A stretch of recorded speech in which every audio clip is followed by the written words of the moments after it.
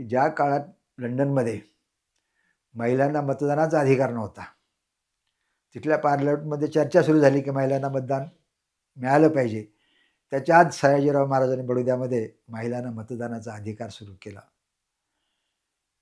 प्रॉपर्टीमध्ये पत्नीचा अधिकार, मुलांचा अधिकार, स्मशानामध्ये वाचनालय सुरू करणं, म्हणजे लोक अंत्यविधीसाठी आल्यानंतर बाकीच्या लोकांनी ते सगळं बघण्यापेक्षा पुस्तकं चाळत बसणे, हे अद्भुत असे अनेक गोष्टी, जगावेगळ्या गोष्टी या राजाने केला. आणि आजच्या काळामध्ये त्यांचे स्मरण काय आहे, तर आज जे जात पात धर्म याचं जे आज वादळ उठलेलं आहे आणि या वादळामध्ये आपण सगळेजण अगदी त्रासून गेलो आहोत.